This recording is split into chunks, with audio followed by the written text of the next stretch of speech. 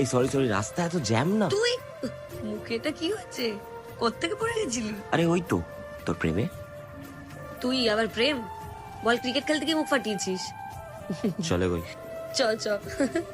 আচ্ছা, ওখানে কি সবচেয়ে বেশি কি মিস করবি? বল সৈকত, তোকে বল। ফুচকা। মুখটা ওরকম করিস না, এমনি তো ওরকম দেখতে, তার মধ্যে মুখ ফাটিয়েছিস, কোনো মেয়ে পড়বে না। আচ্ছা শোন না, তাহলে যাওয়ার আগে একটা মেয়ে খুঁজে দে। আজকে আমার যাওয়ার দিনেও মেয়ে মেয়ে করছে। কি ভাবছিস? দেখছি। দেখছি তো, অনেক সেলফিশ হয়ে গেছিস।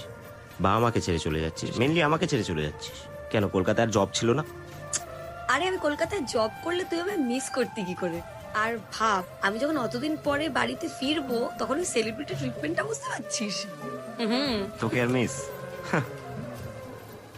আচ্ছা যাই হোক, এনে এটা ধর।